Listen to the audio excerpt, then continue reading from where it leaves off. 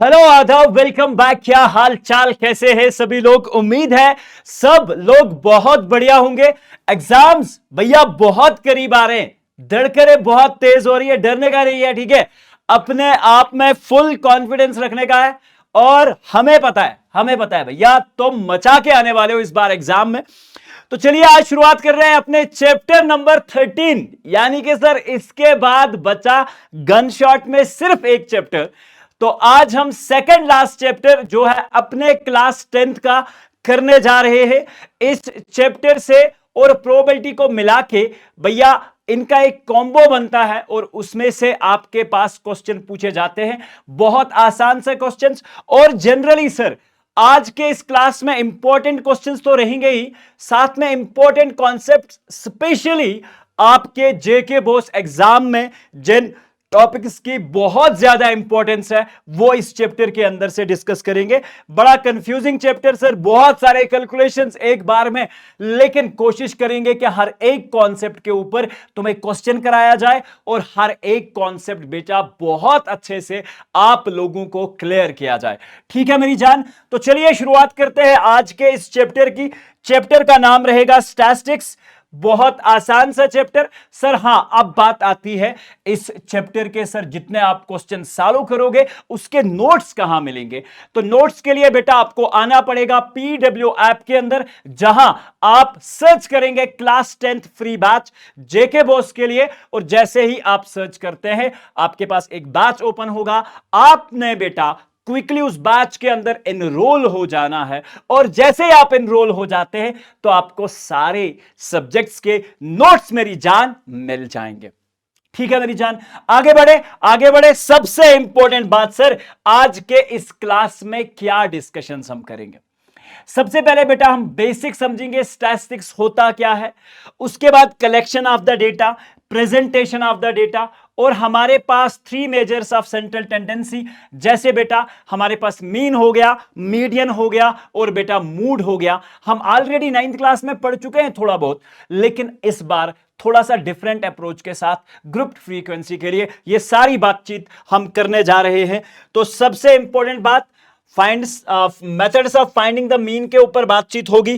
ठीक है बेटा, इंपॉर्टेंट तरीके से। और उसके बाद ध्यान रखिएगा बहुत अच्छे से, मूड क्या होता है, मीडियन क्या होता है, और एक और टॉपिक है बेटा इसमें, that is called as empirical relationship. ठीक है बेटा, empirical relationship between median mode and mean. इसके बारे में भी बेटा डिस्कशंस हम बहुत जोर से करने जा रहे हैं आज के इस क्लास के अंदर। समझ गए सर? बिल्कुल सर, समझ गए। अब सबसे पहले बात आती है बेटा कि स्टैटिस्टिक्स होता क्या है। ठीक है, आप स्कूल में गए, आप जैसे ही स्कूल के एंट्री कर रहे हैं, ठीक है, आपके साथ पेरेंट मीटिंग हुआ। पेरेंट मीटिंग में स्कूल की टीचर आपका पूरे साल का जो भी रिपोर्ट कार्ड है आपके पेरेंट्स को दिखा रहे हैं। और हमें उम्मीद है कि इस बार तुम्हारा रिपोर्ट कार्ड बेटा बहुत शानदार आने वाला है। ठीक है, सबसे इंपॉर्टेंट बात, इस रिपोर्ट कार्ड के अंदर आपका पूरे साल का पूरा परफॉर्मेंस क्या रहा है वो सारा डिटेल में लिखा गया है। आपके मैथ्स में कितने मिले? 100%। ठीक है, इंग्लिश में, साइंस में, एसएसटी में, और आपके लैंग्वेज के सब्जेक्ट्स में कितने मार्क्स मिले हैं, आपको सब कुछ यहां पे मैम जो है चिट्ठा आपके मां बाप को दिखा रही है। तो मैम एक डेटा शेयर कर रही है तुम्हारे पेरेंट्स के साथ। क्या शेयर कर रही है? डेटा। सर ये डेटा क्या होता है? हमने कहा किसी भी तरह का इंफॉर्मेशन, चाहे वो अर्थमेटिकली इंफॉर्मेशन दिया हो, ठीक है, नंबर्स में इंफॉर्मेशन हो, या किसी और फॉर्म में इंफॉर्मेशन हो, इस इंफॉर्मेशन को बेटा हम डेटा कहते हैं। समझ गए बात सर? बिल्कुल सही। अब बेटा अगर बात करें स्टैटिस्टिक्स की, अब तुम्हारे पास डेटा मिल गया, ठीक है, मान के चलो आप पेरेंट्स के पास गए, आपका पेरेंट स्कूल में गया, आपकी मैम ने कहा सर इसको 406 मार्क्स मिले। आपके पेरेंट डेफिनेटली उससे पूछेंगे कि भैया इसको मैथ्स में कितने आए, इसको इंग्लिश में कितने मिले हैं, एसएसटी में कितने मिले हैं, इस तरह से सर इसके लैंग्वेज में कितने मार्क्स हैं। तो आपके टीचर ने इस डेटा को एनालाइज करके रखा है। इस डेटा को बेटा ऑर्गेनाइज करके रखा है। यानी कि मैथ्स के अलग मार्क्स, एसएसटी के अलग मार्क्स, इंग्लिश के अलग मार्क्स, साइंस के अलग मार्क्स, इंग्लिश के अलग मार्क्स। अब ये तो ऑर्गेनाइजेशन ऑफ द डेटा हो गई बेटा। डेटा को एक ऑर्गेनाइज्ड पैटर्न और एक फैशन में लिखना, जिससे पढ़ने वाले को या इंफॉर्मेशन हासिल करने वाले को इंफॉर्मेशन बहुत आसान लगे। अब इस बात को हम क्या कहेंगे? ऑर्गेनाइज करना डेटा को, एनालाइज करना डेटा को, इंटरप्रेट करना डेटा को। ठीक है। अब जो भी मैथमेटिक्स की ब्रांच इस काम को करती है, इस काम को, इस ब्रांच को बेटा हम स्टैटिस्टिक्स कहते हैं। तो quickly, branch of mathematics that deals with the study of collecting, analysing, interpreting, organizing and presenting data in a particular manner that is called as statistics। समझ गया तू बात?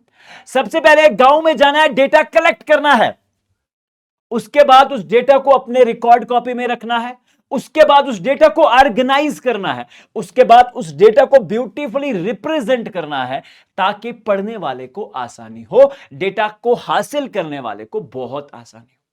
ठीक है। ये सारी बातचीत किस सब्जेक्ट के अंदर करते हैं हम? उस सब्जेक्ट का नाम मेरी जान स्टैटिस्टिक्स बोला जाता है। ठीक है बेटा। अब ये बात हो गई, ये बहुत बेसिक सी चीजें हैं। अब इसका डेली लाइफ में कहां कहां इस्तेमाल होता है बेटा? वेदर फॉरकास्टिंग के पिछले 35-40 साल का रिकॉर्ड, किस दिन कितनी बारिश हुई थी, वो सारी बारिश आती है, सारे रिकॉर्ड्स आते हैं, उससे हम डेली एवरेज की बेस पे हम ये एक्सपेक्ट करते हैं इस साल कितनी बारिश हो सकती है। तो मतलब वेदर फॉरकास्टिंग हो गया, हेल्थ इंश्योरेंस हो गया, मैन्युफैक्चरिंग हो गया, बहुत सारे ऐसे ब्रांच है जहां पे इसका यूज किया जाता है। चाहे मान के चलो एक ऑर्गेनाइजेशन है, वो डेली के सेल्स करती है, तो सेल्स को ट्रैक, आज के दिन में इतने सेल्स हुए, दूसरे दिन इतने सेल्स हुए, इसको ट्रैक करना, रिकॉर्ड बना के रखना क्या काम है। इस तरह से मेडिकल स्टडीज के अंदर एक पेशेंट का डेली ऑब्जर्वेशन रिकॉर्ड करना, आज इसकी क्या हालत थी, कल इसकी क्या हालत है। तो ये सारी बातचीत किस एरियाज में की जाती है? तो यहां पे अपनी स्टैटिस्टिक्स का बेटा हम यूज करते हैं। अब जनरली हमारे पास जो डेटा होता है बेटा, दो तरह का होता है। एक होता है प्राइमरी डेटा और दूसरा डेटा होता है मेरी जान, हां कमेंट मत कर, तू फोकस रख भाई, तेरा एग्जाम बहुत क्लोज में आ चुका है और तू अभी भी कमेंट्स के पीछे पड़ा हुआ है मेरी जान। यार कमेंट करने का टाइम बहुत है हमारे पास, एग्जाम के बाद आ जाना, इन वीडियोस के नीचे बहुत सारे कमेंट्स करना, लेकिन अभी तेरे लिए फोकस करना बहुत जरूरी है। तो प्राइमरी डेटा का मतलब एक ऐसा डेटा बेटा collected from the first hand experience. मतलब क्या हुआ सर? बहुत सिंपल में समझाओ तो मैंने कहा बेटा प्राइमरी डेटा का मतलब एक ऐसा डेटा होता है जो एक इंडिविजुअल खुद से कलेक्ट करता है।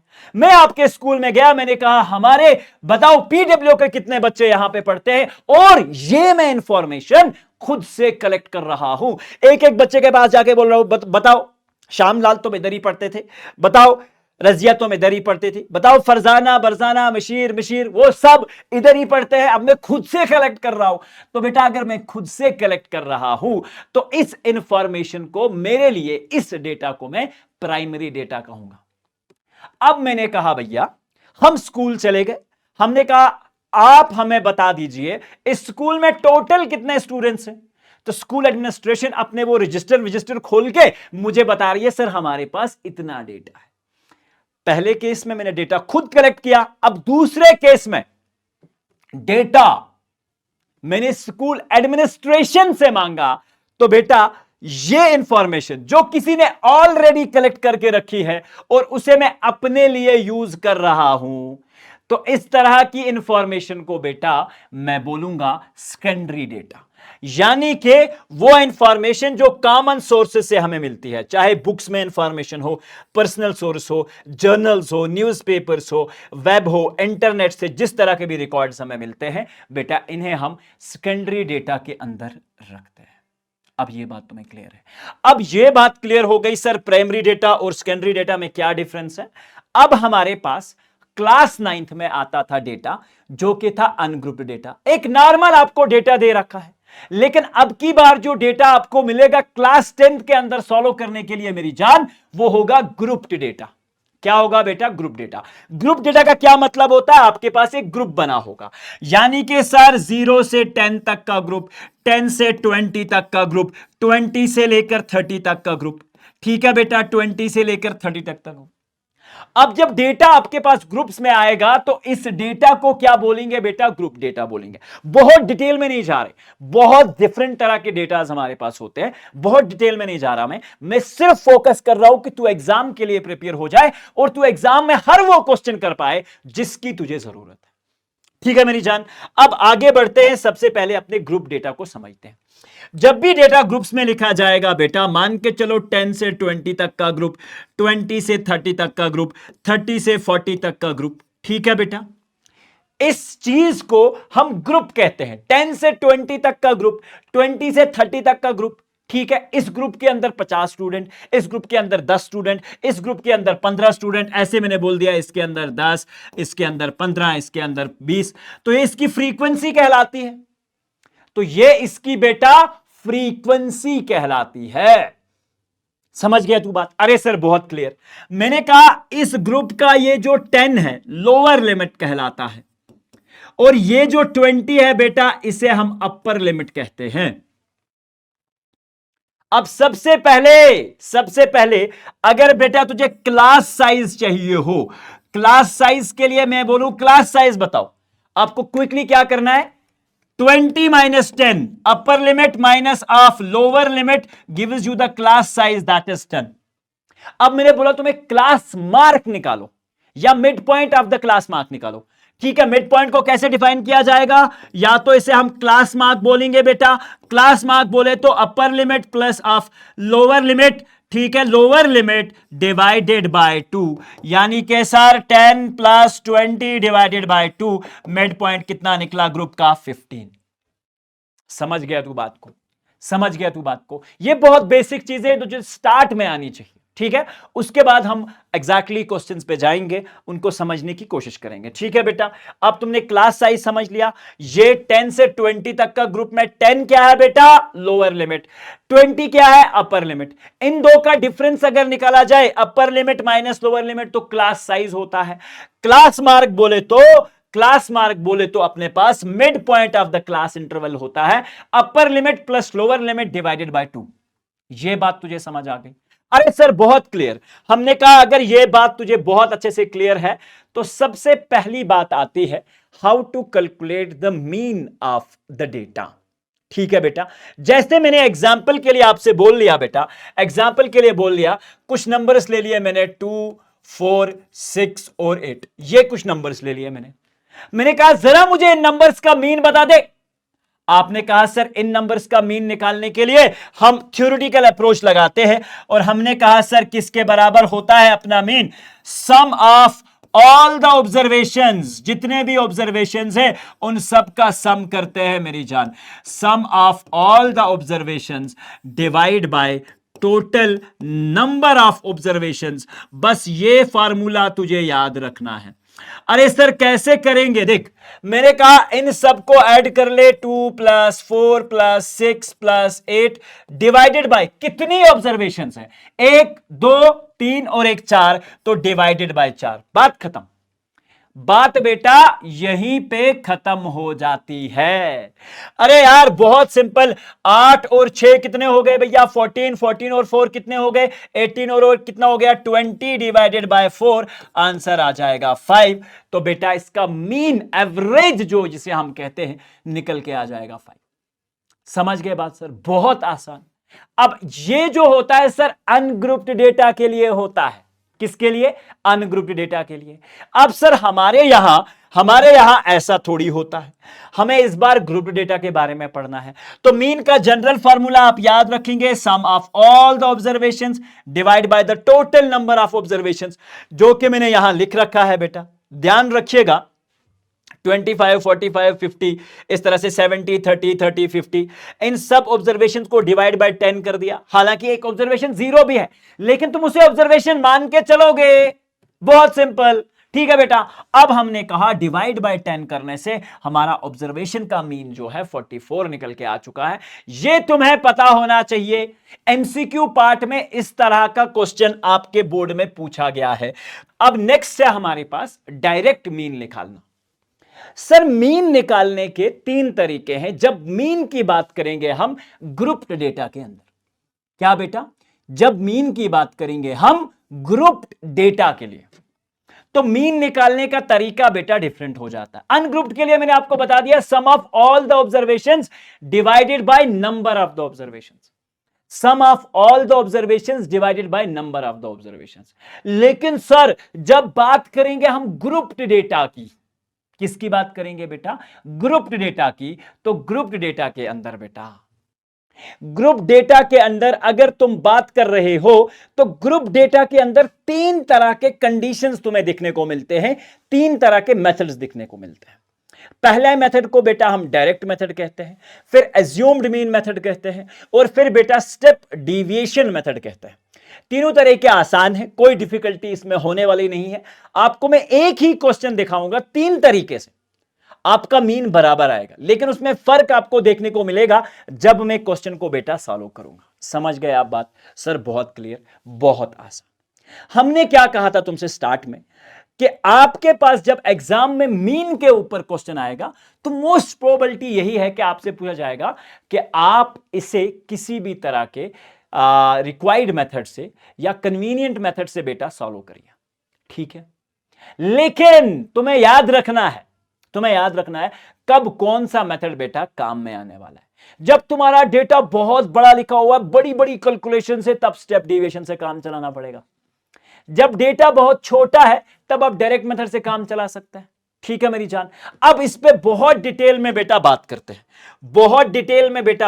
हैं, तो सबसे पहले आप अगर बात करते हैं डायरेक्ट मेथड की, तो डायरेक्ट मेथड के अंदर तरीका आपको याद रखना जरूरी है। तरीका क्या है? देख, सबसे पहले सर क्लास इंटरवल आपके पास दे रखा होगा, फिर उस क्लास इंटरवल का मिड पॉइंट निकालना आना चाहिए। कैसे सर?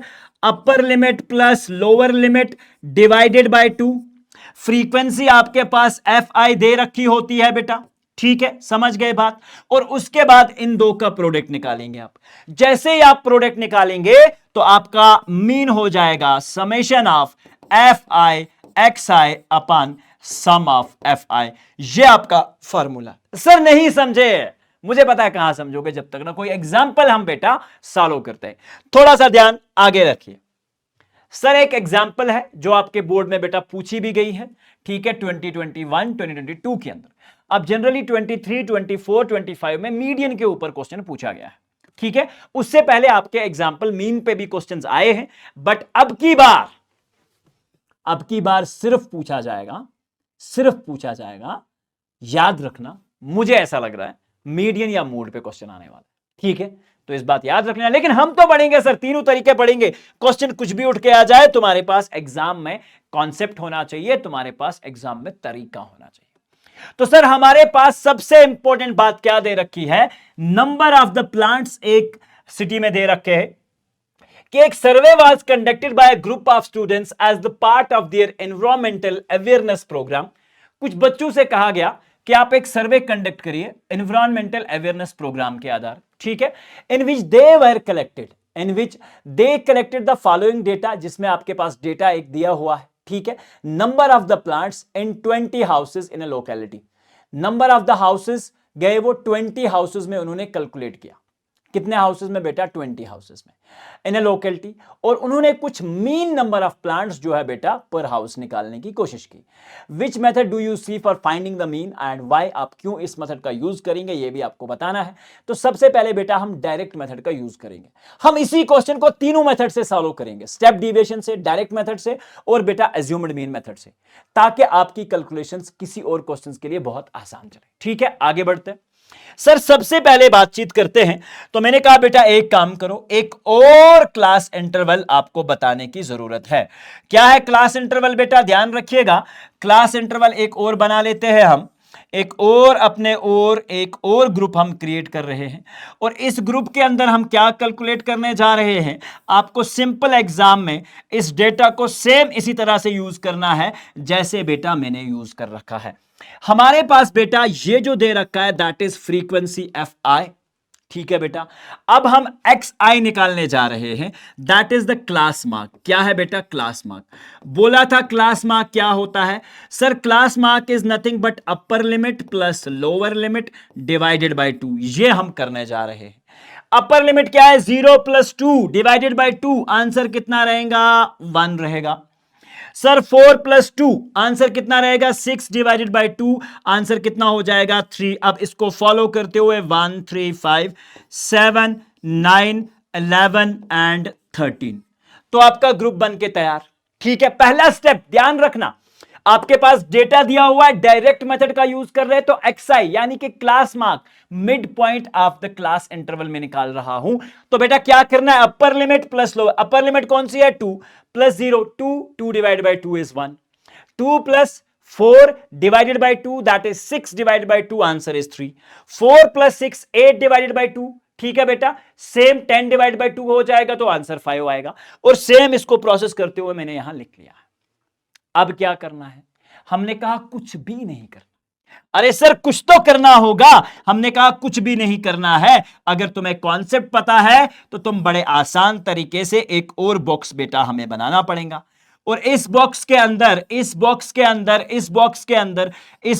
अंदर बेटा हम एक और कैलकुलेशन करने जा रहे हैं that is nothing but summation of F i और एक्स आई। ठीक है बेटा, सबसे पहले हम क्या काम करेंगे? हम बेटा एफ आई और एक्स आई अपना निकालेंगे। दिस इज आर एक्स आई। ठीक है, इन दो का प्रोडक्ट करना है बस, और कुछ नहीं करना तेरे को। सिंपल बेटा प्रोडक्ट करना है और कुछ नहीं करना। Simple product. मैंने क्या कहा सर? 1 1 जार कितना हो जाएगा बेटा? 1 के बराबर। 2 3 जार मेरी जान 6 के बराबर। 1 5 जार बेटा 5 के बराबर। इस तरह से 5 7 जार बेटा 35 के बराबर। इस तरह से 6 9 जार बेटा 54 के बराबर। इस तरह से 2 11 जार बेटा 22 के बराबर। और इस तरह से 3 13 जार बेटा 39 के बराबर। समझ गए बात? Sir F I X I हमने निकाल लिया। अब बेटा फॉर्मूला किसके बराबर? X bar is equal to summation of F I X I upon summation of F I. ये हमें बेटा निकालना है। अरे तू समझा के नहीं? अरे तू समझा के नहीं? बहुत आसान, बहुत आसान, बहुत आसान। देखो कैसे करना है। अब इन सबको हम सम करते हैं। 6 और 1 7 5 12 और 35 then 54 then 22 then 39 it's around 162। ठीक है बेटा, कैलकुलेशन कर लेना। अगर इसका सम आ रहा है 162 divided by summation of F I, 3 और 1 4 5 9 और 7 ओके एफ आई का सॉरी 1 और 2 3 3 और 1 4 4 5 9 6 15 2 17 और 3 20। इसका मतलब सर इसका सम आ रहा है 20। जरा इसका आप समेशन निकालिए सर। हमारे पास आया 2 10s are 20, 2 8s are 16, 2 1s are 2 बेटा। तो 81/10 का मतलब आपके पास आंसर आएगा 8.1। इसका बेटा मीन निकल के आ रहा है। So R x bar is equal to 8.1। समझ गए बात? कितना आसान है अब ये मेथड? सर बहुत आसान। लेकिन सर हम क्यों करते हैं स्टेप डेविएशन? क्यों करते हैं हम डायरेक्ट मेथड या एज्यूम्ड मीन मेथड? हां अब तुझे समझ आएगा क्यों। क्योंकि जब भी तेरे पास ये डेटा की कैलकुलेशन बहुत ज्यादा हो जाए, मान के चलो यहां 50 × 35 हो, 30 × 35 हो, तो कितनी कैलकुलेशंस पड़ेंगे तेरे को? बहुत ज्यादा कैलकुलेशंस पड़ेंगे। अब हमने कहा सर अगर मैं इसी क्वेश्चन को डायरेक्ट मेथड के बिना एज्यूम्ड मीन मेथड से निकालूं, क्या आंसर सेम आएगा? आंसर सेम रहेगा, याद रखना। आगे बढ़ते हैं। अब हमने ये तो कर लिया बेटा, अब बात आती है एज्यूम्ड मीन मेथड की। एज्यूम्ड मीन मेथड में एक बात याद रखना, जितने भी तूने स्टेप्स अपने डायरेक्ट मेथड के अंदर कर रखे हैं वो सारे रिपीट करेगा तू। सर इसका क्या मतलब? मैंने कहा सर ये तो करना पड़ेगा। अरे सर जी चलो आगे बढ़ते हैं। सबसे पहली बात हमेशा से एक चीज को याद रखना, आपको यहां पे एक एज्यूम्ड मीन लेना है। ऑलरेडी एक मीन को एज्यूम्ड मीन समझना है और उसे आप कब समझेंगे, क्या समझेंगे? ठीक है, अब देखो बेटा सिंपल सी भाषा है सर, करके देखने में अलग ही मजा है। सेम क्वेश्चन बेटा मैं करने जा रहा हूं with the help of assumed mean method के थ्रू। क्या है बेटा? एज्यूमेड मीन मेथड के थ्रू ये क्वेश्चन सेम करने जा रहा हूं। अब इस बात को ध्यान रखिएगा, सेम जो क्वेश्चन अभी हमने डायरेक्ट मेथड से किया वही क्वेश्चन हम एज्यूमेड मीन मेथड से करने जा रहे हैं, बस इतना सा डिफरेंस है। अब देखो, सबसे पहले सर आपको पता है, आपने अभी तो बोला वो दोनों करने पड़ेगा। वो स्टेप देखो, मैंने यहां पे एक स्टेप किया। सबसे पहले आपने क्या काम करना है? आपने क्या काम करना है? कुछ भी नहीं। देखो, बोर नहीं होना, बोर नहीं होना, किसी भी तरीके से बोर नहीं होना है। तुम्हें तुम्हें तुम्हें तुम्हें तुम्हें एग्जाम की कसम, तुम्हें जेके बोस की कसम, तुम्हें एज्यूम, तुम्हें बिल्कुल भी बोर नहीं होना है। अब देखो क्या करना है सर, एक काम तो करना है सर, क्लास मार्क यानी कि बेटा एक्स आई किससे निकालते हैं? अपर limit plus lower limit divided by 2, ये निकालना पड़ेगा। तो सर ये किसके बराबर आया था? 1 3 5 7 9 11 एंड 13, ये वाला वापस करना पड़ेगा। अब सर एक और कॉलम निकालना पड़ेगा, that column is called as D I. ठीक है बेटा, अब ये डी आई किसके बराबर होता है? D I is nothing but x minus of assumed mean. अरे यार ये एज्यूम्ड मीन कैसे लें? ध्यान रखना बहुत अच्छे से, एज्यूम्ड मीन कैसे लेना होता है? एज्यूम्ड मीन कैसे लेना होता है? एज्यूम्ड मीन कैसे लेना होता है? तो बेटा एज्यूम्ड मीन लेने का बहुत आसान तरीका है। क्लास मार्क का कोई भी वैल्यू तेरा एज्यूम्ड मीन हो सकता है। क्लास मार्क का कोई भी वैल्यू तेरा एज्यूम्ड मीन हो सकता है, लेकिन अपने कैलकुलेशंस को और आसान बनाने के लिए जो सेंट्रल मोस्ट ऑब्जर्वेशन होती है उसे हम मीन मान के बेटा चलते हैं। अब देखो क्लास मार्क के अंदर 1 2 3 4 5 6 और 7 है, तो हम सेंटर वाली एक सिलेक्ट कर लेते हैं। तो मैंने सेंटर वाला बेटा एक नंबर जो है इसे मैंने एज्यूम्ड मीन जो है बेटा मान लिया है, दैट इज 7। अब तुम क्विकली बोलोगे भाई, अब तुम क्विकली बोलोगे यार सर जी एक बात समझ नहीं आई। हमने कहा क्या समझ नहीं आया? कि सर अगर अगर अगर अगर अगर यार अगर यार इवन नंबर ऑफ ऑब्जर्वेशंस हो। मैंने कहा सेंटर के दो में से कोई भी सिलेक्ट कर। मैं तुझे बोल जो रहा हूं कि जो सेंट्रल मोस्ट ऑब्जर्वेशन है क्लास मार्क की, वो तुझे कैलकुलेशन को आसान बनाने के लिए लेनी है। अदरवाइज तू क्लास मार्क का कोई भी वैल्यू एज्यूम्ड मीन रख सकता है, इसमें कोई प्रॉब्लम नहीं है। लेकिन जनरली तुम सेंट्रल मोस्ट ऑब्जर्वेशन बेटा रखोगे, उससे हमारी कैलकुलेशंस आसान होती हैं। तो मैंने कहा सर एज्यूम्ड मीन हमने ले लिया। अब क्या बोला? एक्स आई में से माइनस करो, एक्स आई में से माइनस करो क्या? एक्स आई यानी कि जो भी हमारा क्लास मार्क है उससे एज्यूम्ड मीन को आप माइनस करते चलो। ठीक है, देखो बेटा एक्स आई का वैल्यू 1, एज्यूम्ड मीन क्या है? 7। 1 माइनस 7 आंसर कितना बेटा? -6। बोल, समझ आया? बहुत स्लो चल रहा हूं मैं। 3 minus 7 answer is -4। 5 minus 7 answer is -2। ठीक है बेटा, इस तरह से 7 माइनस 7 आंसर इज 0। अब 9 minus 7 answer is +2। 11 minus 7 answer is +4 and 13 minus 7 answer is +6। बस बस बस बस, इतनी सी है कहानी। ठीक है बेटा, अब देखो ध्यान रखना, एक और मार्क आपको लेना पड़ेगा। और वो लेना क्या पड़ेगा? एक और बॉक्स निकालना पड़ेगा अपने पिटारे से, और वो बॉक्स हम निकाल चुके हैं। और इस बॉक्स के अंदर आपने कुछ भी नहीं करना। कुछ, अरे सर कुछ तो करना होगा, बॉक्स ऐसे थोड़ी बनाएंगे। हमने कहा कुछ तो करना है भैया। ठीक है, तो हमने कहा अब तुम निकालो F I versus D I, यानी कि एफ आई और डी आई को तुम मल्टीप्लाई करो। देखो अब क्या हो।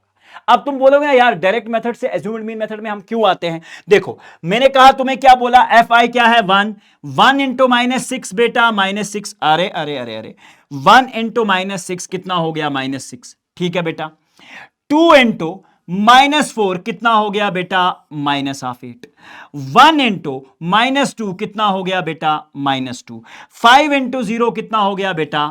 0 हो गया। अब देखो 6 इंटू 2 कितना हो गया बेटा? 12 हो गया। समझ गए बात? क्लास मार्क के जो वैल्यूज तुम्हें निकले हैं उसको हम डी आई बोल रहे हैं। अब F I into D I कर रहे हैं हम, और कुछ नहीं। 2 मल्टीप्लाइड बाय 4 का वैल्यू कितना हो गया बेटा? 8। 3 मल्टीप्लाइड बाय 6 का वैल्यू कितना हो गया? 18। बात खत्म। बस बस बस बस बस बस बस, हो गया हो गया हो गया हो गया। ठीक है, अब बेटा आपको निकालना है इन सब का सम। क्या निकालना है बेटा? इन सब का सम। सम निकालना बहुत आसान होता है। देखो 8 प्लस और 8 माइनस खत्म हो जाएगा। हमारे पास सर अब बचा 6 और 2 8, 18 और यहां पे बच गए 12, यानी कि 18 और 12 हो गए 30। 30 में से बेटा अगर हम यहां पे निकालेंगे माइनस ऑफ 8 तो आंसर बचेगा summation of F i d आई जो हमारे पास आया, दैट इज इक्वल टू 22। कितना निकल के आया बेटा? 22। समझ गए बात सर? बिल्कुल क्लियर, बिल्कुल क्लियर। अब हमने यहां तक क्या करा है?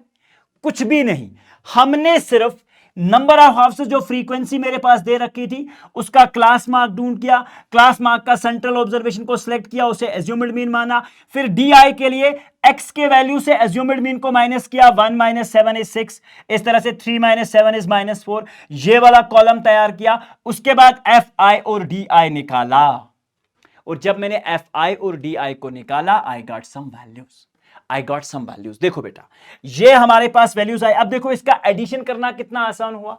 उस केस में आपने 162 तक का एडिशन किया है ना। यहां पे देखो कितना सा एडिशन था, -8 से +8 खत्म, 12 और 18 हमारे पास कितने हो गए? 30। 30 में से 8 बाहर गए तो बचे 22, खत्म। Sum of F i d i निकल के आ गया। अब सर अब एक्स बार निकालिए, तो हमने कहा एक्स बार बराबर होता है A assumed mean plus of बेटा, plus of sum of F i d i, sum of F i d i upon, upon क्या है? शाबाश, अपान क्या है? एफ, अपनी frequency, summation of frequency. Summation of frequency कितना था बेटा? That was 20। ठीक है, दैट वाज 20। अब देखो मेरी जान क्या होगा answer. X bar is equal to assumed mean कितना है भैया? 7, sum of F i d i कितना है? 22 डिवाइडेड बाय 20। देखो 2 11s आर 22, 2 10s आर, तो आंसर कितना होगा? 1.1 इसका। तो भैया एक्स बार बराबर होगा 7 + 1.1, आंसर इज अगेन 8.1। आपका मीन निकल के आ रहा है, यानी कि मीन नंबर ऑफ प्लांट्स जो हर एक फैमिली के पास है दे आर अराउंड 8.1। कुछ समझे बात को? कुछ समझे बात को यार कि नहीं? कुछ समझे बात को कि नहीं? बहुत आसान, बहुत आसान। अब सर क्या हुआ? मैंने कहा तेरी कैलकुलेशंस, हालांकि एक स्टेप बढ़ा लेकिन कैलकुलेशंस आसान हो गई। तुझे बहुत लंबी लंबी कैलकुलेशंस नहीं करनी पड़ेंगी जब भी इस तरह का तू क्वेश्चन देखेगा। अब क्विकली हमने क्या देखना है, स्टेप्स को एक बार मार्क करते हैं। सबसे पहले क्लास इंटरवल दिया होगा, क्लास मार्क निकालना, उसकी फ्रीक्वेंसी निकालनी है। डी आई कैसे निकालते हैं? एक्स आई जो भी क्लास मार्क से आप एज्यूम्ड मीन कैसे सेलेक्ट करते हैं? अपनी क्लास मार्क का सेंट्रल मोस्ट ऑब्जर्वेशन आपने सेलेक्ट कर लेना, और जैसे ही आप इसे सिलेक्ट करते हैं आपका आंसर निकल के आ जाता है। क्लियर बात सर? क्लियर। अब मैंने कहा यार देख, अगर अब बात करें हम एक और मेथड की जिसका नाम है स्टेप डेविएशन मेथड। यह भी सर अभी एज्यूम्ड मीन ही चल रहा है, ठीक है मेरी जान, एज्यूम्ड मीन ही चल रहा है। तो मैंने कहा एक काम करते हैं, आपका जो स्टेप डेविएशन का मेथड है, आपका जो स्टेप डेविएशन का मेथड है उसमें एक स्टेप और एक्स्ट्रा करेंगे बस, और अपना मीन निकल के आ जाएगा। अरे सर क्या बोल रहे हो? हमने कहा एक बार देखो, अगर तुम थोड़ा सा ध्यान रखोगे, अगर तुम थोड़ा सा ध्यान रखते हो, तो मैंने कहा भाई स्टेप डेविएशन मेथड में हम ये वाला क्वेश्चन, देखो ये था स्टेप डेविएशन। अब तुमने स्टेप डेविएशन में क्या क्या स्टेप्स करने हैं ये बात तुम्हें याद रखनी है कि सर क्लास इंटरवल दे रखा होगा, क्लास मार्क दे रखा होगा, फ्रीक्वेंसी दे रखा होगा, डेविएशन हम निकालेंगे फिर से सेम लास्ट स्टेप में जो किया था। डेविएशन कैसे? एक्स आई अपान ए में, और उसके बाद हम यू आई निकालेंगे। यू आई क्या होता है भैया? D i upon H, D i upon H का वैल्यू, यानी कि जो डेविएशन होगा उसे हम डिवाइड करेंगे एच से। तो मैंने कहा देख अब हमें क्या करना है, ये सारी कहानी तो इसके अंदर करनी ही करनी, इसमें कोई डाउट है नहीं। अब मैंने कहा इसको तुम फिलहाल के लिए बेटा हटा दो, फिलहाल के लिए बेटा इसे हम हटा दो, और अपना एफ आई डी आई तो करना नहीं है। अब एफ आई डी आई को भी बेटा हम हटा देते हैं, एफ आई डी आई को भी बेटा हम हटा देते हैं।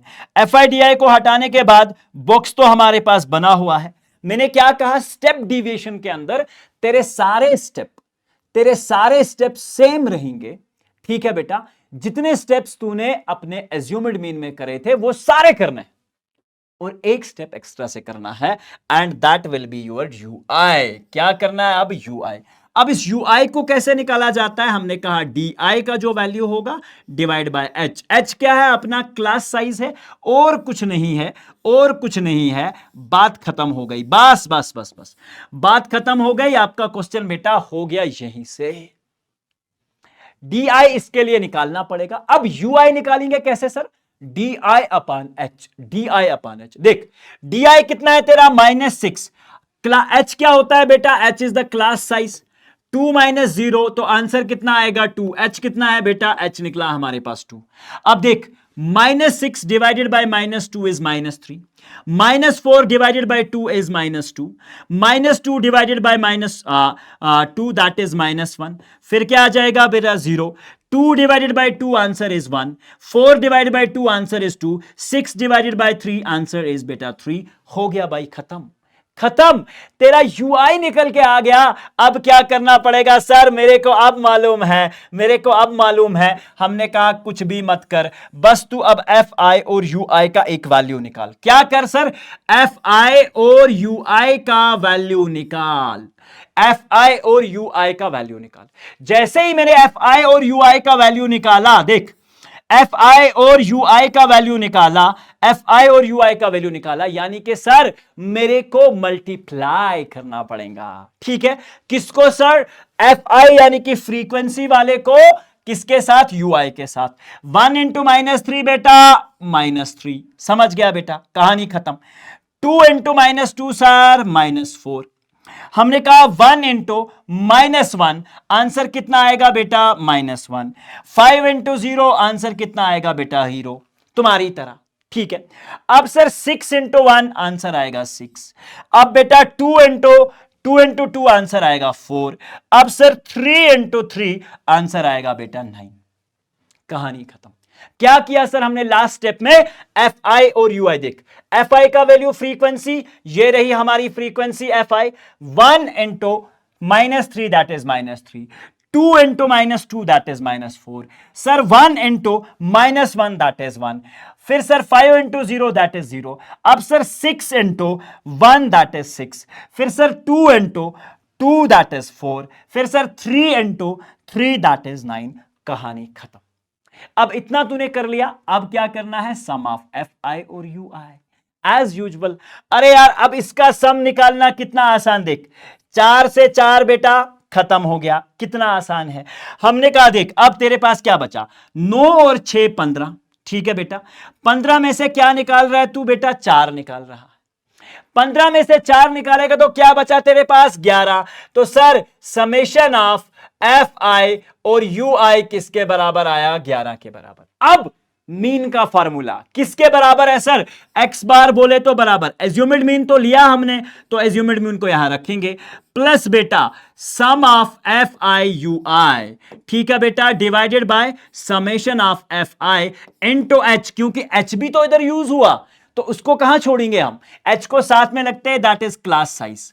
ठीक है बेटा, वैल्यूज लगाओ। X bar is equal to, assumed mean कितना ले रखा था बेटा? 7, plus sum of F i और u i. Sum of F i और यू आई कितना निकला बेटा? 11 डिवाइडेड बाय 20 इनटू बेटा 2। बात खत्म। अब देख यार, सेम एक्स बार बराबर 7 + 11 2s are 22/20। अब 22/20 को अगर तू चाहे तो 11/10 कर सकता है। आंसर 11/10 का फिर से 1.1 आएगा। तो एक्स बार बोले तो सर 7 + 1.1, योर आंसर इज 8.1। भाई मीन खत्म, मीन खत्म। तीनों तरीके से तुझे मीन बता दिया। अब तो तुझे बहुत आसान तरीके से ये बेटा समझ आ जाना चाहिए। 3 क्वेश्चंस मीन पे तुझे मैंने करा दिए, स्टेप डिविएशन भी बता दिया, डायरेक्ट मेथड भी बता दिया, एज्यूम्ड मीन मेथड भी बता दिया। अब सर बारी आती है इस चैप्टर के अंदर कौन कौन से ऐसे क्वेश्चंस हैं जो सर हमें अटेम्प्ट करने चाहिए। तो बेटा सबसे पहले ये क्वेश्चन एज होमवर्क मैं तुझे देके जा रहा हूं, ये होमवर्क कर लेना। सर ये वाला क्वेश्चन जो है जिसमें SO2 निकालना है, ये भी आप होमवर्क करेंगे। ठीक है बेटा, अब ये क्वेश्चन इस चैप्टर के अंदर से बहुत इंपॉर्टेंट है, तो बेटा ये तुझे होमवर्क देके जा रहा हूं। स्टेप तीनों मैंने बताया, जो भी तुझे कन्वीनियंट मेथड लगता है उसके हिसाब से इसे सॉल्व कर। अगर मैं ये सब सॉल्व करने बैठ गया तो बेटा ये चैप्टर 5 घंटे का हो जाएगा। तो इसलिए ये तुझे होमवर्क देने बहुत जरूरी है, अदरवाइज सर बहुत लंबी कहानी हो जाएगी। अब बात आती है इस तरह के एक क्वेश्चन की। देख भाई, इस क्वेश्चन को तू कैसे सॉल्व करेगा? इस क्वेश्चन को तू कैसे सर इसमें एफ जो है, एफ तो अननोन है, एफ का मुझे वैल्यू पता ही नहीं है, एफ का मैं कैसे निकालूं वैल्यू? लेकिन याद रख, यहां तुझे मीन पॉकेट अलाउंस जो है बेटा 18 दे रखा है, मीन तुझे दे रखा है, तेरे पास एफ ही एक अननोन वैल्यू है। सारे स्टेप्स फॉलो करते हो अगर तू जाएगा, स्टेप डिविएशन करे, डायरेक्ट मेथड करे, उसके थ्रू इस एफ का वैल्यू आपके पास 20 निकल के आ जाएगा। तो मेक श्योर दैट कि एग्जाम से पहले अगर तुम सारे क्वेश्चन छोड़ के जाते हो, ये वाला क्वेश्चन मीन के ऊपर नहीं छोड़ के जाना, ये करके जाना, ठीक है बेटा? तो ये मीन के कुछ क्वेश्चंस है जो तुम्हें मैंने दे दिए। अब ये questions before going to this, जो 3 तरीके से मैंने आपको क्वेश्चंस दिखाए, उन 3 तरीकों से जो भी तरीका आपको कन्वीनियंट, आसान लगता है, प्लीज मेक श्योर दैट आप करते हैं, ठीक है बेटा? अब देखिए, अगर इसके ऊपर एमसीक्यू बनता है तो किस पोर्शन से बन सकता है, कहां से बन सकता है, वो बात बेटा हम अब यहां से आगे करने जा रहे हैं। समझ गया तू बात सर? बहुत क्लियर। अब देख सर, अगर एक्स बार मीन है किसी 3 नंबर ए बी सी और डी का, याद रखना इससे एमसीक्यू बनने के चांसेस हैं। अगर लेवल थोड़ा अप करता है बोर्ड तो इस तरह के क्वेश्चन एक्सपेक्ट करो, ठीक है? And each one is increased by some real number. अब किसी भी मीन में जितने मेरे पास ऑब्जर्वेशन थे, मैंने हर एक ऑब्जर्वेशन को किसी पार्टिकुलर नंबर से इंक्रीज कर दिया, तो हमारा मीन जो होगा, नए नंबर्स का मीन, वो भी इसी नंबर से इंक्रीज करके आप लिख सकते हैं। सेम हैपेंस अगर आप इसे डिवाइड का केस करते हैं, सेम हैपन अगर मल्टीप्लाई करते हैं या सब्ट्रैक्ट करते हैं। जैसे एक एग्जांपल लेके समझते हैं। Mean of 4 numbers is 31। 4 numbers का मीन दे रखा है बेटा 31। कितना? 31। If 4 is subtracted from each number, अगर 4 सब्ट्रैक्ट कर दिया हर एक नंबर से, तो अब नया मीन क्या होगा? मैंने क्या कहा, जो ओरिजिनल मीन है, अगर हर एक ऑब्जर्वेशन से 4 माइनस किया है, तुम अपने मीन से भी 4 माइनस कर लो। तो मीन से 4 माइनस करने के बाद तुम्हारा आंसर कितना हो जाएगा? 27। समझ गए बात सर? क्लियर बात? खत्म। अब the mean of 27 observation is 45। If each observation is multiplied by 4, then the new mean will be, मैंने क्या कहा था, अगर मीन को, ऑब्जर्वेशन को किसी सेम नंबर से मल्टीप्लाई किया जाता है, तुम अपने मीन को भी उसी नंबर से मल्टीप्लाई करोगे और ये आपका आंसर जो है वो हो जाएगा। अभी तक का मीन कितना था बेटा? Mean of 27, 45 observation. 45 ऑब्जर्वेशन को अगर तुम 4 से मल्टीप्लाई करते हो तो आंसर अपना 180 हो जाएगा। यह बात याद रख के रखना। अब सर होता है हमारा next topic start, that is mood of the data. क्या होता है बेटा? Mood of the data. जरा बताओ मूड ऑफ द डेटा क्या होता है? मूड ऑफ द डेटा क्या होता है? हमने कहा, मान के चलो एक सिचुएशन देते हैं, आपके क्लास के अंदर टीचर आई और टीचर ने कहा कि ऑलमोस्ट जो हमारी क्लास के अंदर स्टूडेंट है बेटा, they scored 80 marks in the test. इसका मतलब क्या हुआ? आप इससे ये चीज तो समझ गए ना सर, कि बहुत सारे बच्चे ऐसे हैं जिनके 80 मार्क्स आ रहे। अरे बहुत सारे बच्चे ऐसे हैं जिनके मार्क्स 80 आ रहे हैं। इसका मतलब तो यही हुआ। अनग्रुप्ड डेटा में आपने मूड को समझा होगा। बताओ किसके बराबर होता है? मूड होता है मोस्ट फ्रीक्वेंटली रिकरिंग ऑब्जर्वेशन, जो सबसे ज्यादा बार रिपीट होती है ऑब्जर्वेशन, उसे बेटा हम मूड ऑफ द डेटा कहते हैं। बात समझ गया तू? सर वो हमारी मूड कहलाती है। तो इसका मतलब यह हुआ कि मूड ऑफ 12, 14, 11, 16, 15, 14, 11, 13, 14 का मूड क्या होगा? आपको क्या चेक करना है? सबसे ज्यादा बार क्या रिपीट हो रहा है यार। खत्म। सबसे ज्यादा बार यहां 14 रिपीट हो रहा है, तो 14 is the mode of this data. बात खत्म। बस इतना है अनग्रुप्ड डेटा का मूड। हां सर, अगर मान के चलो 2 ऑब्जर्वेशंस साथ साथ में रिपीट हो रही है, बराबर रिपीट हो रही है, तब क्या करेंगे? मैंने कहा मान के चलो 14 के साथ 12 भी 3 बार आ रहा होता, तब दोनों के दोनों मूड हो जाते। बस इतनी सी कहानी तुम्हें याद रखनी है। आगे बढ़ते हैं, नेक्स्ट ऑब्जर्वेशन को समझने की कोशिश करते हैं।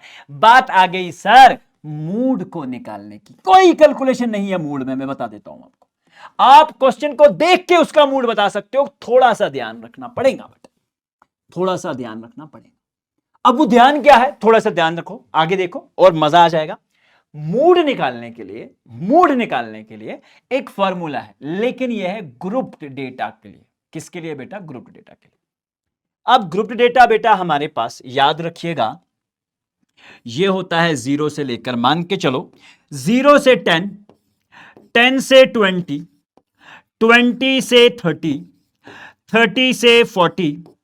ये हमारे पास कुछ ग्रुप्स दे रखे हैं बेटा, कुछ ग्रुप्स दे रखे हैं। इस ग्रुप में आपको पता है ये लोअर लिमिट, ये अपर लिमिट होता है। क्लास साइज भी तुमको पता है, दैट इज एच। एच तो तुमको पता है ना भाई, क्लास साइज होता है। अब सर ये F1 क्या होता है, F0 क्या होता है, F2 क्या होता है, बात करते हैं इस पे with the help of a question. अब याद रखना, L बोले तो lower class limit of the median class, ये याद रख लेना। मूड, जिस क्लास को आप मूड के लिए सिलेक्ट करेंगे उस क्लास के हिसाब से। अब ये कैसे सिलेक्ट होती है बता दो, ठीक है, याद। सर H बोले तो class size, F1 frequency of the model class, F2 frequency of the class model class. उसके बाद F2 क्या होता है, frequency of the class following the model class, F0 frequency of the class preceding the model class. Model class का मतलब class with the maximum frequency. नहीं समझे sir? नहीं समझे, मुझे पता है ये थ्योरी पढ़ के तुझे कुछ भी समझ नहीं आएगा। एक क्वेश्चन लेते हैं उसके बाद समझते हैं, ठीक है बेटा? आसान तरीके से ये क्वेश्चन आपकी स्क्रीन पे पूरे 25 करोड़ के लिए दे दोगे। कब? बोल के रखा है 31 फेब को, ये सब पैसा जितना मैं तुमको बोलता हूं आपको मिल जाएगा। समझ गए बात सर? Okay sir. सर जो किस पार्ट, अब पढ़ाइए भी। चलिए अब समझते हैं बहुत गौर से। क्या निकालना है भैया? मूड निकालना है। क्या निकालना है भैया? मूड निकालना है। क्या भैया? मूड निकालना है। मूड निकालने के लिए क्या करते हैं, जो भी आपका डेटा दे रखा उसमें फ्रीक्वेंसी दे रखी है। देखो ये 0 से 20 के ग्रुप की फ्रीक्वेंसी 10, 20 से 40 की फ्रीक्वेंसी 35, 40 से 60 की फ्रीक्वेंसी 52, 60 से 80 की फ्रीक्वेंसी 61, 80 से 100 की फ्रीक्वेंसी है 38, 100 से 120 की फ्रीक्वेंसी है 29। अब इसमें से तुझे मॉडल क्लास चूज करना है। कैसे करेगा? कैसे करेगा? जो भी तेरी फ्रीक्वेंसी का सबसे ज्यादा वैल्यू है उसे देख कौन सा है। अरे सर फ्रीक्वेंसी में सबसे ज्यादा वैल्यू 10, 35, 52, 61, 38 और 29 है। सबसे ज्यादा कौन सा है, इस पे तुझे ध्यान रखना है। सर सबसे ज्यादा बोले तो 61, मैंने कहा यही है तेरा मॉडल क्लास। यही है बेटा अपना मॉडल क्लास। यही है बेटा अपना मॉडल क्लास। यही है बेटा अपना मॉडल क्लास। सिलेक्ट हो गया सर, हमने कहा मॉडल क्लास बेटा हमने सिलेक्ट कर ली। ठीक है बेटा, मॉडल क्लास सिलेक्ट हो गई। अब मॉडल क्लास का जो लोअर लिमिट होगा वो हमारा L कहलाएगा। देखो बेटा L किसके बराबर है? अब तुम कहोगे सर 60 के बराबर, तो L हमने 60 रख लिया। अब याद रखोगे, अब याद रखोगे इस क्लास की जो फ्रीक्वेंसी होगी वो F1 कहलाएगी। तो ये 61 जो होगा बेटा F1। बोल 1 से पहले क्या आता है? 1 से पहले क्या आता है? सर F0 आना चाहिए। मैंने कहा 1 के बाद क्या आता है? आप कहोगे F2 आता है। अरे कितना आसान है यार, कितना आसान है। मैंने कहा मॉडल क्लास सेलेक्ट करिए, मॉडल क्लास का जो लोअर लिमिट है 60 वो आपका L हो जाएगा, यानी कि लोअर क्लास लिमिट हो जाएगी। तो L मिल गया। सर इसकी जो फ्रीक्वेंसी है उसे हम F1 मानते हैं। इससे पहला क्या आएगा? F1 से पहले क्या आता है? अपने कॉलम में देख ले सर F0, F1 के बाद क्या आएगा? F2। तो देख ये तेरी F2 का वैल्यू 38। तो बेटा F1 किसके बराबर? F1 सर हमारे पास बराबर 61। बोल F2 किसके बराबर? F2 sir 38। बोल F0 किसके बराबर? सर इससे पहला यानी कि 52। सारे वैल्यूज आ गए। बोल H किसके बराबर? H तो सर अपन का क्लास साइज 20 - 0, 40 - 20 एक ही तो है। 80 - 60 कितना हो जाएगा भैया? ये तो आ रहा है 20 के बराबर। मैंने कहा तेरे मॉडल के फार्मूला में जितने वैल्यूज तुझे है वो तेरे बोर्ड पे छिप चुके हैं। समझ गया बात? अब सर क्या करना है? हमने कहा कुछ भी नहीं करना, बस तुम्हें बेटा फॉर्मूला लगाना है। तो मूड किसके बराबर होता है?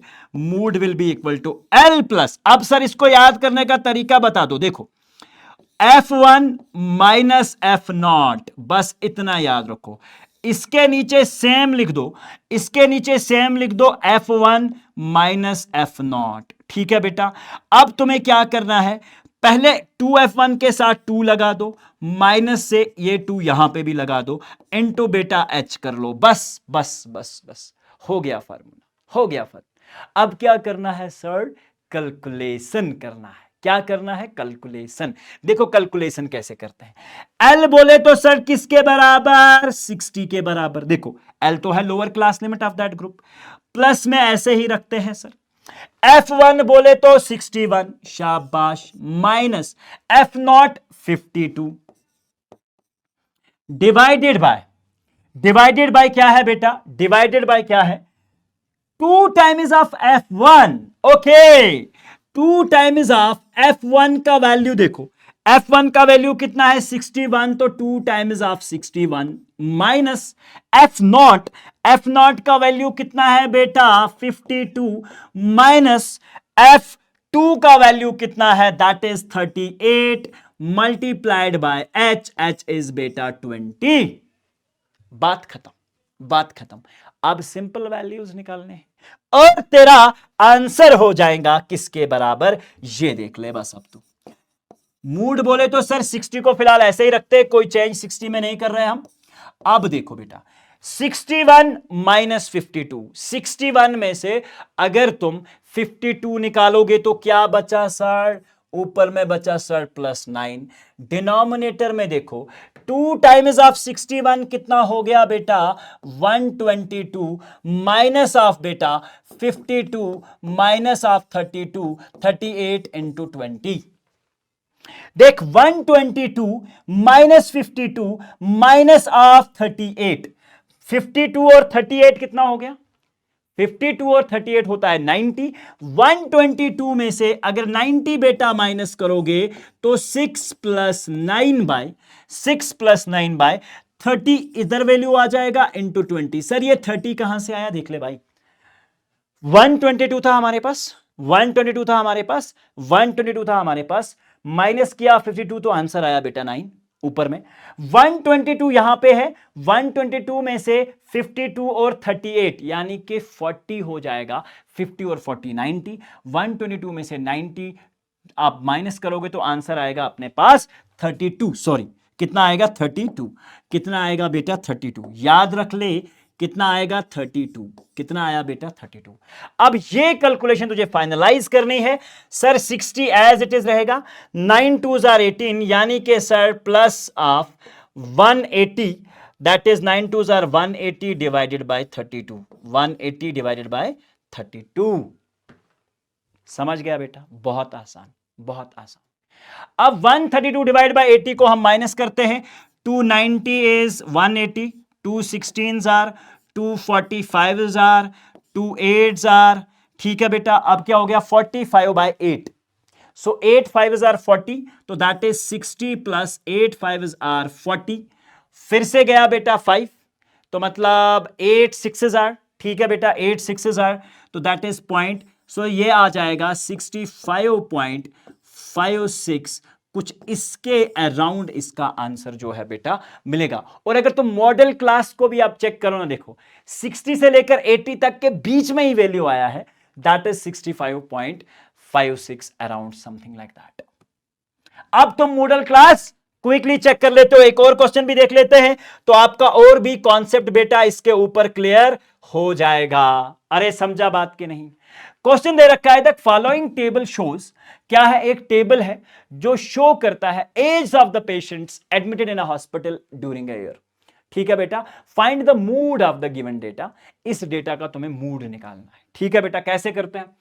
The following table shows this 515 group, क्या पहला क्लास है? मॉडल क्लास को चूज करना। कैसे करेगा चूज? जरा दिमाग में सोच, मैं सर नीचे कर लेता हूं, दिमाग में सोच कि तेरा मॉडल क्लास क्या है। सबसे ज्यादा फ्रीक्वेंसी वाला क्लास, सबसे ज्यादा फ्रीक्वेंसी वाला क्लास, सबसे ज्यादा फ्रीक्वेंसी वाला क्लास कौन सा है भाई? बोल। 6, 11, 21, 23, 14। तो ये हो गया सिलेक्ट तेरा मॉडल क्लास। खत्म। मॉडल क्लास में एल किसके बराबर? Lower class limit sir 35। मैंने क्या कहा था? 23 F1, F1 के बाद आता है F2, F1 से पहले आएगा 0।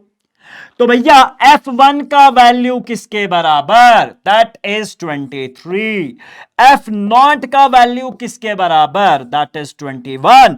F2 का वैल्यू किसके बराबर? That is 14। अब क्या चाहिए? अब क्या चाहिए तेरे को? अब चाहिए सर मेरे को एच। तो एच का वैल्यू कैसे है? That is class size 45 minus 35। Class size is बेटा 10। बस इतनी सी है कहानी मूड की, और है ही नहीं कुछ मूड में यार, बस इतनी सी है कहानी। तो तेरा मूड अब इस फॉर्मूला से बेटा निकल के आ जाएगा। मूड बोले तो किसके बराबर? एल प्लस क्या बोला? F1 minus F0। ऐसे लिख, इसके नीचे भी लिख F1 माइनस F0। देख F1 से पहले क्या आएगा सर? इसके साथ 2 लगा दो और फिर माइनस करके इसके साथ भी 2 लगा दो, मल्टीप्लाई कर दो H के साथ। तेरे पास सारे वैल्यूज हैं। इन सारे वैल्यूज को तू क्या करेगा बेटा?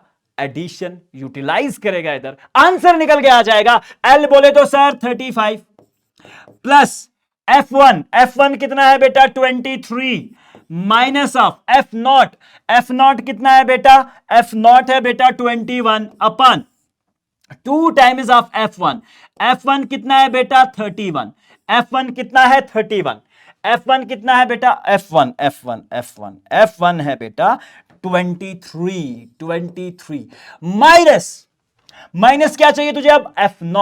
F0 बोले तो सर 21 माइनस F2 कितना है बेटा? 14 into class size that is बेटा 10। बात खत्म।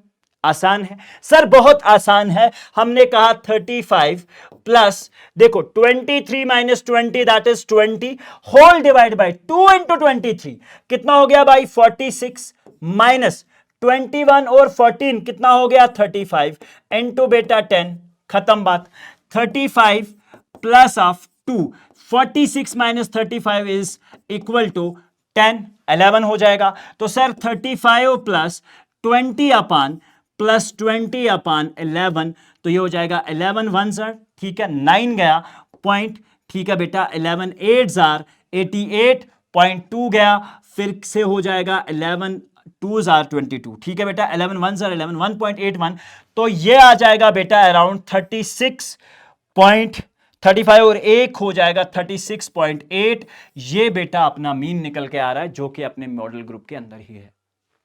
समझ गया बात? तो sir mood clear, median clear, ठीक है, सॉरी मीन और मूड आपका क्लियर हो चुका है। अब मूड के ऊपर जितने भी क्वेश्चन तुझे देके जा रहा हूं प्लीज मेक श्योर दैट आप ये करते हैं। जब भी ये क्वेश्चन आएगा तो यहीं से आगे पीछे करके आएगा। अब मेरी यार अगर तुझे इस लेक्चर को देखने के बाद भी कंफ्यूजन रह गया ना तो मेरी जान फिर तुझे सीरियसली चीजों के ऊपर सोचने की जरूरत है। अभी 10 दिन है एग्जाम में, बहुत कुछ किया जा सकता है, बहुत कुछ किया जा सकता है, बहुत कुछ किया जा सकता है इन 10 दिन में। 10 दिन में जिंदगी बदली जा सकती है अगर तू ट्रस्ट करे अपने आप पे। गारंटी देता हूं बदल सकता है। ठीक है बेटा, अब बात आती है बेटा, अब बात आती है मीडियन की। अब बात आती है last topic of this chapter, but second last topic, empirical relationship भी है इसमें।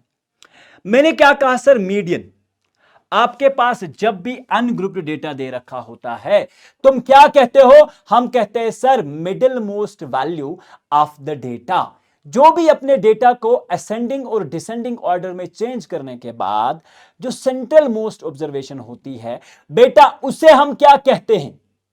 उसे हम मीडियन कहते हैं। मीडियन मतलब मिडिल मैन यार, सेंटर में आने वाला वैल्यू। लेकिन सर इवन में क्या कहेंगे? इवन में तो बेटा यहां पे देख लो, अगर मान के चलो ये एक ऑब्जर्वेशन है, क्या है बेटा? एक ऑब्जर्वेशन, ये दूसरी, ये तीसरी, ये चौथी, ये पांचवी, ये छठी, ये सातवीं। आपने इस डेटा को या तो असेंडिंग ऑर्डर में करना है या तो बेटा डिसेंडिंग ऑर्डर में करना है। आपने असेंडिंग ऑर्डर कर लिया, आपने डिसेंडिंग ऑर्डर कर लिया, तो इसका मतलब यह हुआ कि इसके बाद, असेंडिंग ऑर्डर के बाद जो सेंटर वाला वैल्यू आएगा वो तुम्हारा डायरेक्टली मीडियन हो जाएगा, बात खत्म। ठीक है, लेकिन डेटा को असेंडिंग और डिसेंडिंग ऑर्डर में करना है जब बात आएगी अनग्रुप्ड डेटा की। अब सर बात आती है जब हमारे पास इवन नंबर ऑफ ऑब्जर्वेशंस हो। ठीक है बेटा, इवन नंबर ऑफ ऑब्जर्वेशंस, मैंने कहा तेरे पास इवन नंबर ऑफ ऑब्जर्वेशंस है, देख इवन नंबर ऑफ ऑब्जर्वेशन 10 के 10, तब क्या करेगा, तो इन दो का सेंट्रल टर्म, दो का एवरेज लेकर तुझे बेटा मीन मिल जाएगा। Average of these two will be the median. चार तूने इधर कर दिए, चार इधर, अब सेंटर में एक नहीं बल्कि दो आ रही हैं, तो जितने भी वो दो टर्म्स हैं उनको ऐड कर, डिवाइड बाय 2 कर, आंसर तेरा मीडियन निकल के आ जाएगा। समझ गए बात? बहुत बहुत, लेकिन अगेन बात है कि आपके डेटा को पहले बेटा आपने क्या करना है, असेंडिंग और डिसेंडिंग ऑर्डर में चेंज करना है। बात खत्म सर, बात खत्म। अब हमने कहा इसके बाद मीडियन के कॉन्सेप्ट पे दो तरह के क्वेश्चंस आते हैं, आप सबको पता है। एक तो डायरेक्ट क्वेश्चन आता है जिसमें मीडियन निकालने के लिए बोला जाएगा, और एक इंपॉर्टेंट क्वेश्चन जो हर बार आपके बोर्ड पूछता है, दैट इज के ऑब्जर्वेशंस एक्स वाई आप निकालिए जब मीडियन वहीं से दे रखा हो। एक एग्जांपल है आपकी टेक्स्ट बुक के अंदर और एक एक्सरसाइज में ऐसा क्वेश्चन है, दोनों करके जाना, उसमें से एक आपके एग्जाम में रिपीट होगा इस साल। ठीक है बेटा, तो ध्यान रखिएगा बहुत अच्छे से। इंशाल्लाह मुझे बिलीव है कि जो चीजें मैं पढ़ा रहा हूं पेपर यहीं से बनता है, जब तक ना पेपर में इस साल कुछ तूफान चेंजेस लेके आ जाए जेके बॉस, यहीं से तुझे पेपर देखने को मिलेगा इंशाल्लाह। ठीक है बेटा, ट्रस्ट रख, भरोसा रख और प्रैक्टिस करते रह। ठीक है मेरी जान, तो चलिए शुरुआत करते हैं अब नेक्स्ट टॉपिक पे, that is the median. Median किस तरह से निकाला जाता है sir? Median is again L, आपको पता है लोअर क्लास लिमिट। अब ये एफ क्या है? F is the frequency of the median class, frequency of median class. Median class की फ्रीक्वेंसी एफ कहलाती है। मीडियन क्लास की फ्रीक्वेंसी जो है बेटा वो एफ कहलाती है। अब ये क्वेश्चन में समझ, सर सीएफ क्या होता है? हमने कहा कुमुलेटिव फ्रीक्वेंसी, यानी कि कलेक्टेड फ्रीक्वेंसी। ठीक है बेटा, एच आपको पता है क्लास साइज है। थोड़ी सी अब एक क्वेश्चन को लेकर इसके ऊपर बातचीत करेंगे, क्योंकि तुमको इस तरह से ये चीज समझ आने वाली नहीं है। अब इस तरह के एमसीक्यू आप एक्सपेक्ट कर सकते हो इस साल। ठीक है बेटा, सबसे पहले median of the data 9, 7, 13, 10, 11, 21 and 2 is, मैंने क्या कहा, पहले डेटा को असेंडिंग ऑर्डर में चेंज करो। देखो बेटा, ये 2 तूने असेंडिंग ऑर्डर में लिख लिया, 2 सबसे पहले आएगा, उसके बाद बेटा 7 आएगा, उसके बाद बेटा 9 आएगा, उसके बाद बेटा 10 आएगा, उसके बाद 11 आएगा, उसके बाद बेटा 13 आएगा, उसके बाद 21 आएगा। ठीक है, डेटा को तूने किस ऑर्डर में चेंज कर दिया? असेंडिंग ऑर्डर में चेंज। आप डिसेंडिंग में भी कर सकते थे। ठीक है, इसके बाद आपने काउंट करना है नंबर ऑफ ऑब्जर्वेशंस, कितनी है बेटा? ऑड, यानी कि 7। तो तब क्या करेगा तू? 3 इधर रख लिए, 3 इधर, सेंटर वाली ऑब्जर्वेशन को सिलेक्ट कर, and that is your median here in this case. आसान क्वेश्चन। ये तब की बात है जब सर हमारे पास ऑड नंबर ऑफ ऑब्जर्वेशंस बेटा होते हैं। इवन होंगे तो सेंटर 2 का ऑब्जर्वेशन। अब बेटा एक क्वेश्चन है, सिंपली ये वाला क्वेश्चन आपकी टेक्सचुअल एक्सरसाइज से लिया गया है। ठीक है, आसान सा क्वेश्चन है, and I believe you guys can do it very easily. बहुत आसान सा क्वेश्चन, बहुत सिंपल सा क्वेश्चन। सबसे पहले क्या करना है? The following frequency distribution gives the monthly consumption of elasticity of 68 consumers in the locality. यानी कि तुम्हारा समेशन ऑफ एफ बोलो 68 दे रखा है, और इसी समेशन ऑफ एफ को बेटा एन, यानी कि एन का वैल्यू 68 मुझे बेटा दे रखा है। वहीं से समेशन ऑफ फ्रीक्वेंसी, सारी फ्रीक्वेंसी के सम को बेटा हम एन भी बोलते हैं, यह बात आप याद रख लेना। जो आपके फॉर्मूला में n/2 यूज किया गया है, यह n/2 basically n is the sum of frequency. यहां पे समझ गया तू बात? बिल्कुल क्लियर। अब सर ये तो मेरे पास दे रखी है, मैंने कहा देख अब तुझे क्या करना है सर? सबसे पहले हमें एक ग्राफ या एक टेबल इसके अंदर और बनाना है। ठीक है, उसके बाद हम डायरेक्टली आंसर पे पहुंच जाएंगे। करना क्या है, ये आपके पास अब डेटा दिया हुआ है, एक डेटा बेटा तू और ले ले। इसमें क्या है, एक ग्रुप मैंने इसमें और ऐड कर दिया, और इस ग्रुप का नाम रख लिया बेटा मैंने कुमुलेटिव फ्रीक्वेंसी। क्या रख लिया बेटा नाम? Cumulative frequency. क्या रखा बेटा नाम? Cumulative frequency. बस इतना याद रख लेना। ठीक है बेटा। अब ये हमारे पास कुछ क्युमुलेटिव फ्रीक्वेंसी के डेटाज हैं जिसकी हम एंट्री जो है बेटा करने जा रहे हैं। ठीक है, समझ गया तू, समझ गया तू, समझ गया तू। अब छोड़ दो, इसको लिखते ही नहीं है, ऐसे ही चलाते हैं।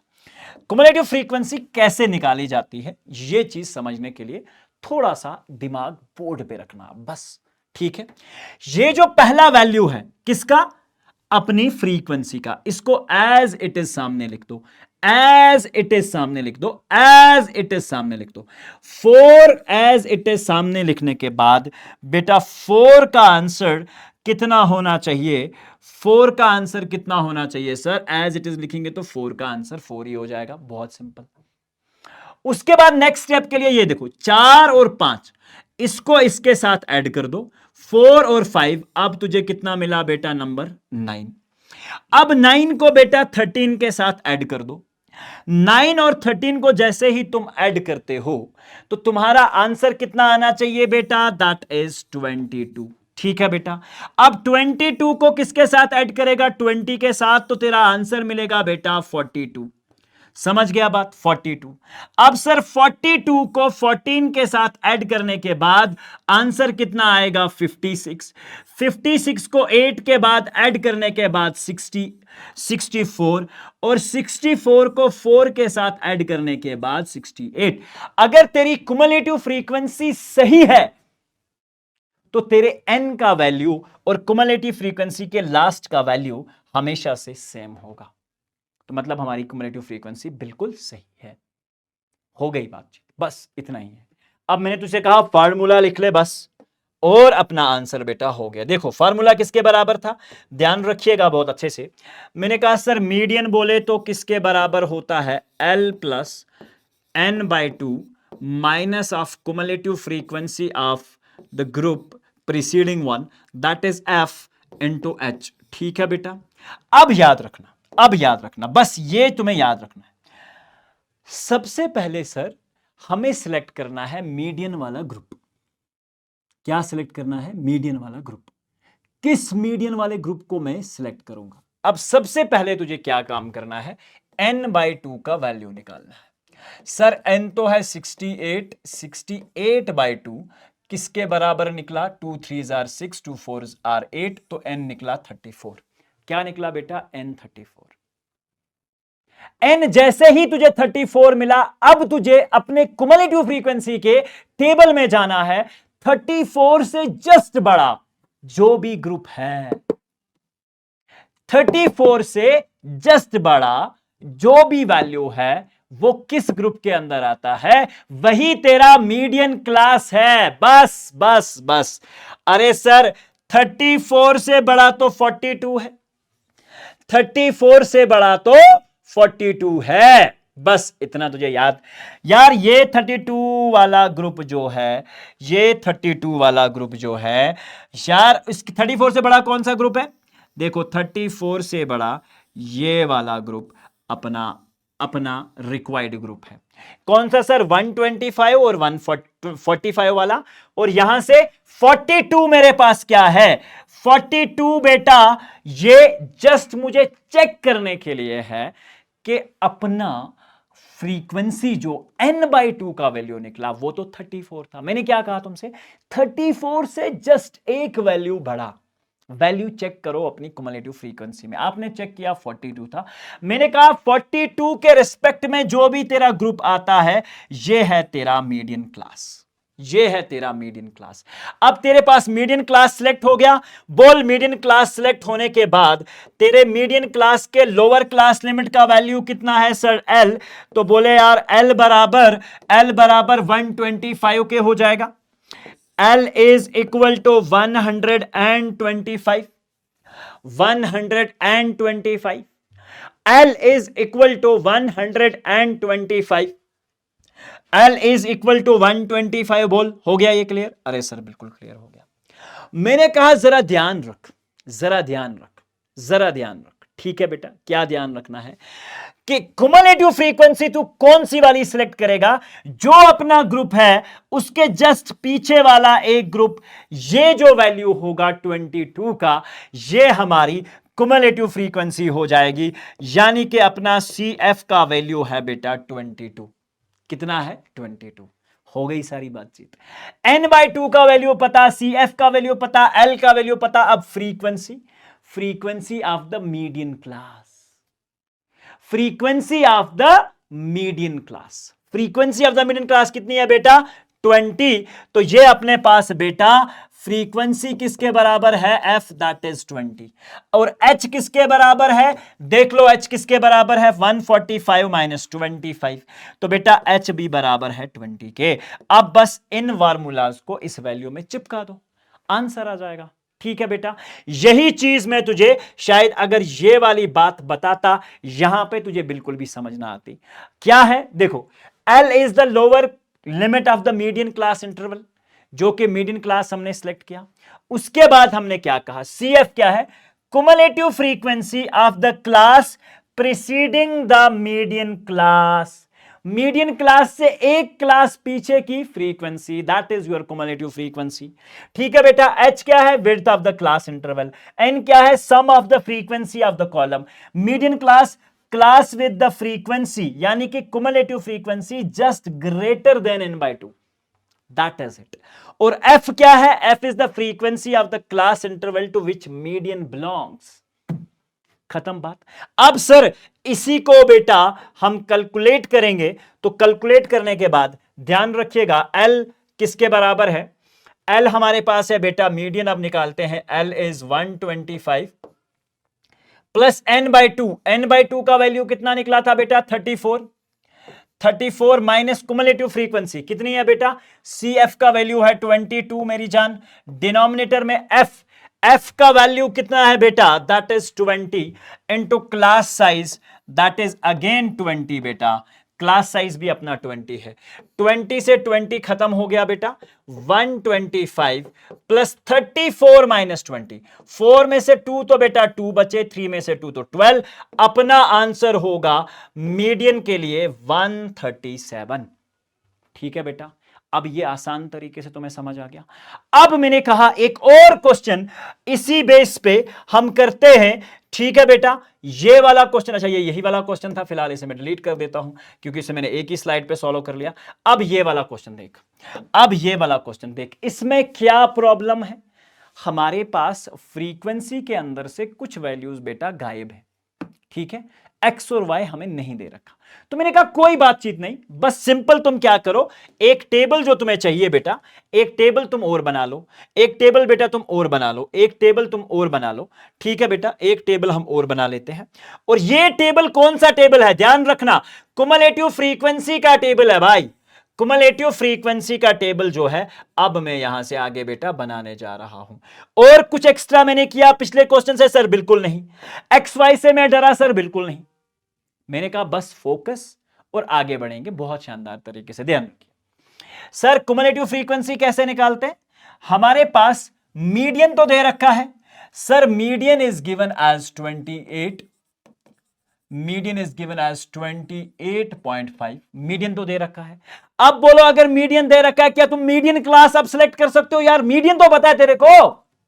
अगर मीडियन पता है तो मीडियन क्लास किस में आएगा? बोल।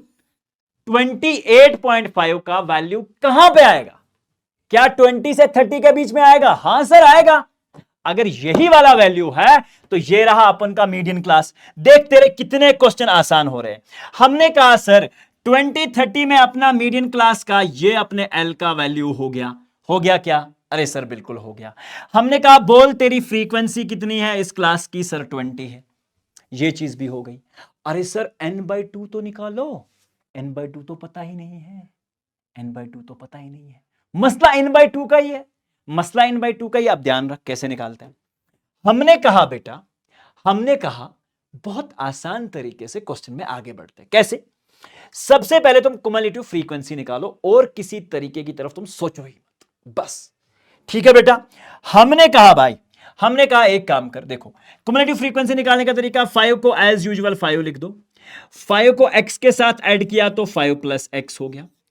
5 प्लस x को 20 के साथ ऐड किया तो 20 plus 5 that will be 25 plus x।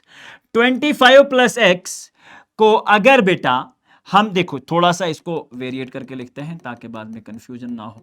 देखो 5 एज यूजुअल 5 रहेगा बेटा, 5 को x के साथ मल्टीप्लाई करेंगे तो 5 प्लस एक्स हो गया, 5 प्लस एक्स को इसके साथ लिखते हैं तो 25 प्लस एक्स हो गया, 25 प्लस एक्स को इसके साथ लिखा जाए तो बेटा 40 प्लस एक्स हो गया।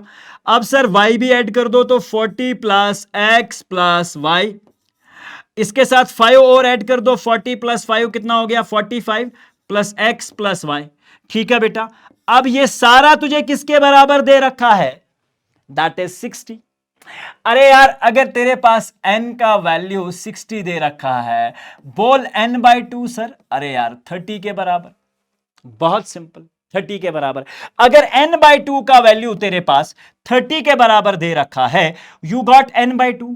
अब तेरे पास मीडियन पता है, n/2 पता है, तेरे को l पता चल के आ गया, l is the lower class limit that is 20। अब क्या चाहिए सर, कुमुलेटिव फ्रीक्वेंसी CF। क्या बोला था, कुमुलेटिव फ्रीक्वेंसी क्या होती है, मीडियन क्लास के कुमुलेटिव फ्रीक्वेंसी की प्रीसीडिंग क्लास की frequency. Cumulative frequency median class में कितनी आ रही है 25 प्लस एक्स, तो यहां कितनी आएगी 5 प्लस एक्स। तो बेटा हमारी CF का वैल्यू कितना होगा 5 प्लस एक्स, और F as usual you know that is 20, यानी कि frequency of the median class. अब ये सारे वैल्यूज मेरी जान बस तुझे फार्मूला में लगाने हैं और तेरा आंसर टन टनाटन टन करते हुए निकल के आ जाएगा। समझ गया तू, अरे सर बिल्कुल समझ गया। देख किसके बराबर होता है तेरा median, m is equal to, m क्या ब्लैक विजिबल है अच्छे से, हाँ थोड़ा और कोई कलर ले लेते हैं।